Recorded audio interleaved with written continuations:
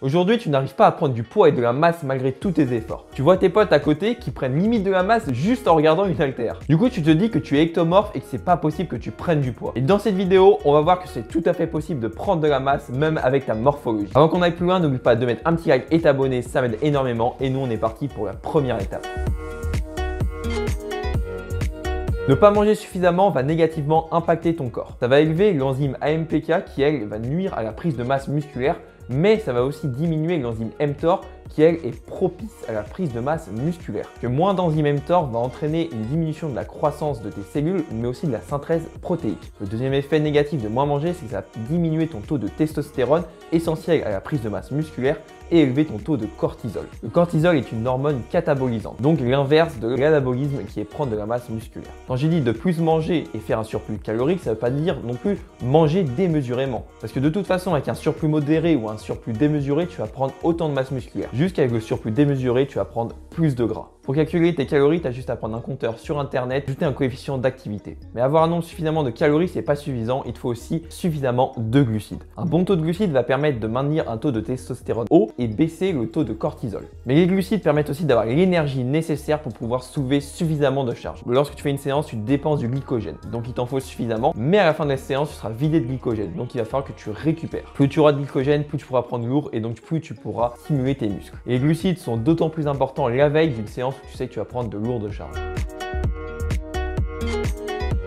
Tu peux manger tout ce que tu veux, mais sans cette étape 2, tu ne prendras pas de masse. Lorsque tu soulèves une charge, tu mets de la tension sur ton muscle. Et l'objectif de l'entraînement, c'est qu'il y ait un maximum de tension sur tes muscles. Pour ça, il faut avoir un volume suffisamment important, c'est-à-dire un nombre de séries et de répétitions suffisamment grand dans la semaine. C'est tout simple, si tu n'as pas assez de volume, pas suffisamment de tension, tes muscles ne grossiront pas. Mais je te vois venir, tu te dis que pour mettre plus de tension, faut aller à l'échec. Malheureusement, ça va plus fatiguer tes muscles et derrière, tu pourras faire moins de volume. Donc, mettre moins de tension globale. Donc, reste proche de l'échec, mais n'y va pas complètement.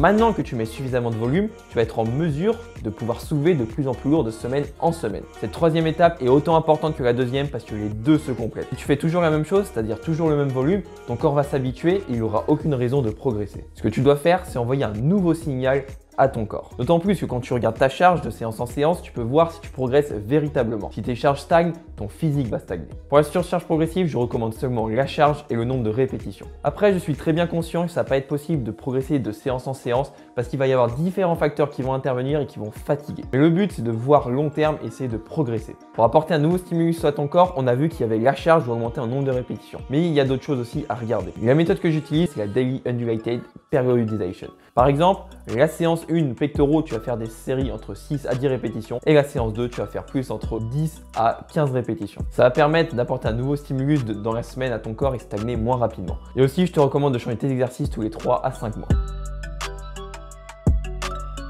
Avec l'alimentation, tu as eu ton énergie. Avec ton entraînement, tu as stimulé tes muscles. Mais ça ne suffit pas. Le but de l'entraînement, c'est de casser les fibres musculaires et ensuite de les reconstruire, mais en plus gros. Et ce qu'il faut, c'est suffisamment de protéines apportées par l'alimentation. Que sinon, ton muscle va se reconstruire, mais tu vas pas surcompenser et tu vas rester au même niveau. Pire, si tu n'as pas suffisamment de protéines, tu vas perdre de la masse musculaire. Donc, je te recommande entre 1,8 à 2,2 grammes par kilo de poids de corps. Mais aussi, fais pas l'erreur de prendre toutes tes protéines dans un seul repas. Parce que si tu fais ça, il y a seulement un pourcentage de ce que tu as pris qui va vraiment être assimilé et le reste, ça va finir dans tes...